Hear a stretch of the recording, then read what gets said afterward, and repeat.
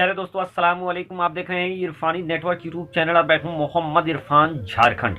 दोस्तों, आज आपके सामने एक यतीम मासूम से बच्चे का दिल दहला देने वाला सच्ची दास्तान आपके सामने लेकर आया हूं। दोस्तों, ईद से पहले इस वीडियो को जरूर आप देख लें। प्यारे दोस्तों, अजीजान मिल्लत इस्लामिया, कुछ ऐसे चीज होते हैं जो जैसा हम लोगों को दिखता है वैसा होता नहीं है, और जैसा होता है वैसा हम लोगों को दिखता नहीं है। एक यतीम बच्चा और एक बेवा औरत की रोंगटे खड़े कर देने वाला दास्तान आपके लिए लेकर आया हूं। बिल्कुल ये नहीं कहूंगा कि आप मेरे चैनल को सब्सक्राइब करें, लाइक करें, कुछ नहीं कहूंगा। सिर्फ इतनी गुजारिश करूंगा, ईद से पहले इस वीडियो को देख लें, और अगर इस वीडियो में दम है, सच्चाई है, तो आगे शेयर कर दें। प्यारे दोस्तों, एक नौजवान बहुत तेजी के साथ एक गली से गुजर हो रही थी कि एक टूटी फूटी झोपड़ी में उसकी निगाह गई। उसने गौर किया कि उस झोपड़ी के अंदर से रोने की आवाज, एक बच्चे की, मासूम बच्चे की, 8-10 साल के बच्चे की रोने की आवाज आ रही है। वो नौजवान उस झोपड़ी के करीब चला जाता है, झांक कर देखता है, एक बेवा औरत है, उसका मासूम सा 8-10 साल का बच्चा है, और वो औरत अपने बेटे को हल्के हल्के मारते जा रही है और खुद भी रोते जा रही है, बच्चा भी रोता जा रहा है। बच्चा अपनी जुबान से कुछ नहीं कह रहा है, लेकिन माँ उसको मार रही है। वो नौजवान जाकर उसको पूछता है कि बहन, आप इसको मार क्यों रहे हो? वो औरत कहती है कि मैं क्या बताऊं, मैं एक बेवा औरत हूं, बमुश्किल लोगों के घरों में जाकर झाड़ू पोछा करती हूं, कुछ खाने को मिल जाता है तो लाकर इसके पढ़ाई का, स्कूल का फीस भरती हूं, लेकिन पिछले लगभग 3 महीनों से ये सही से स्कूल जाता नहीं है, बल्कि रोजाना लेट जाता है, कपड़े गंदा करके जाता है। इस चीज को सुनने के बाद वो नौजवान वहां से चला जाता है। दूसरे दिन वही नौजवान एक मार्केट में सब्जी खरीदने के लिए गया। सब्जी खरीद ही रहा था अभी कि अचानक से उसकी नजर एक तरफ गई। देखा कि वही मासूम सा बच्चा जो कल अपनी मां से पीट रहा था, वही यतीम बच्चा मार्केट के अंदर है, और वो एक झोला, टूटा फूटा झोला लेकर इधर उधर घूम रहा है। और जो व्यापारी लोग, जो सब्जी खरीदने वाले व्यापारी लोग हैं, जब वो सब्जी झोला वगैरह में भरते हैं तो एक आध सब्जी जो गिर जाता है, वो उन सब्जियों को चुन चुन कर इकट्ठा कर रहा है। अब इस चीज को देखने के बाद वो नौजवान वहीं रुक जाता है। रुकने के बाद क्या था, वो देखने लगता है कि आखिर ये इस सब्जियों को करता क्या है। ये कल तो इसकी माँ से पिट रहा था, शायद ये कुछ करता हो। बाहर के अब क्या था, वो लड़का उन सब्जियों को इकट्ठा करता है। इकट्ठा करने के बाद एक तरफ जाकर एक दुकान के सामने अपनी छोटी सी दुकान लगाता है और जोर जोर आवाज देकर उन सब्जियों की बेचने की कोशिश करने लगता है। इतने में दोस्तों, एक बड़ा सब्जी दुकानदार था, उसको बड़ा गुस्सा आ जाता है। वो अपने सब्जी दुकान से बाहर निकलता है और जाकर उस मासूम से बच्चे को एक लात मार देता है, जिससे वो बच्चा दूर जाकर गिरता है। सब्जियों को भी ठोकर मार देता है, सब्जियां इधर उधर बिखर जाती है। अब वो मासूम सा बच्चा, वो यतीम सा बच्चा, आंखों में अश्क लिए, चारों कतार आंसू लिए उन सब्जियों को सड़क से इकट्ठा करने लगता है, जिसमें से बहुत सारी सब्जियां खराब हो चुकी थी। कुछ सब्जियां, बची हुई सब्जियां वो इकट्ठा करता है और किसी दूसरे किनारे में जाकर वो उसको बेचने लगता है।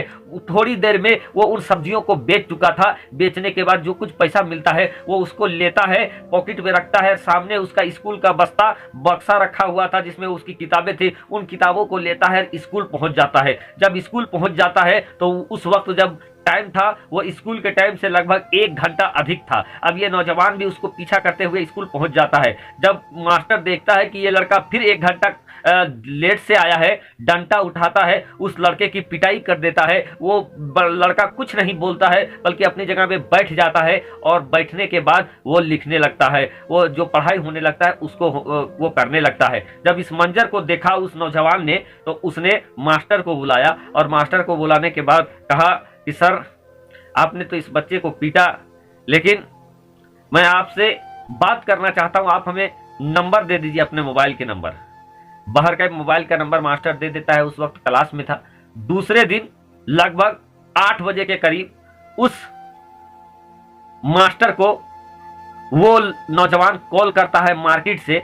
आज भी वो मार्केट गया तो देखा कि वो लड़का कल की तरह फिर वही काम कर रहा है, सब्जियों को चुन रहा है और चुनने के बाद वो बेचने के प्रोसेस में लगा है। वो मास्टर को कॉल कर देता है, मास्टर आ जाता है वहाँ। उसके बाद वो खुद उसके घर में जाता है, उस बेवा औरत को बुला कर लाता है कि चलिए मैं आपको दिखाता हूँ कि आपका बच्चा आखिर करता तो करता क्या है। फिर क्या है, वो उस बच्चे को लेकर, उस बच्चे की माँ को लेकर आता है। माँ छुप जाती है, मास्टर छुप जाता है, वो नौजवान छुप जाता है। अब वो लड़का क्या था, फिर से सब्जियों को इकट्ठा करता है। इकट्ठा करने के बाद इधर उधर चुनने के बाद उन सब्जियों को बेचता है और जो कुछ पैसा मिलता है उस चीज को वो भरता है। अब इस मंजर को जब उसकी माँ ने देखा है, उसका कलेजा मानो मुंह पे आ गया। वो फूट कर रोने लगी, रोते हुए बगैर किसी को कुछ कहे वो अपने घर चली जाती है। इधर मास्टर का भी वक्त हो गया था, मास्टर भी अपने कक्षा में चला जाता है, क्लासरूम में चला जाता है। अब ये लड़का फिर 1 घंटा देर पहुंचता है घर। अब जैसे ही 1 घंटा देर वो स्कूल पहुंचता है, अब क्या था, घुसते ही वो अपने हाथ को बढ़ा देता है कि आज फिर मास्टर मुझे पीटेगा। हाथ बढ़ा देता है, लेकिन अब की क्या बात थी दोस्तों कि वो मास्टर उनको मारता नहीं है, बल्कि वो अपने कुर्सी से निकलते हैं और उस बच्चे को गले से लगा लेते हैं। वो उस बच्चे की मजबूरी समझ चुके थे, गले से लगाकर फूट कर वो मास्टर रोने लगते हैं। फिर क्या था, वो नौजवान उसको समझाते हैं, समझाने के बाद उसको किसी तरीके से चुप करता है। अब वो क्लास के बाद वो बच्चा स्कूल से निकलता है, सीधा एक कपड़े की दुकान में जाता है। जाकर कुछ पैसे कपड़े के दुकान में देता है और एक कपड़ा लेता है। कपड़ा लेने के बाद वो वापस आने लगता है। जब कपड़ा लेता हुआ उसने देखा उस नौजवान ने, तो उस बच्चे को उसने पकड़ा और कहा, ये माजरा क्या है। वो लड़का अपनी जुबान हाल से कहता है कि क्या बताएं, मेरी माँ मेरे लिए दिन रात काम करती है और बमुश्किल वो मेरे स्कूल का फीस भर पाती है।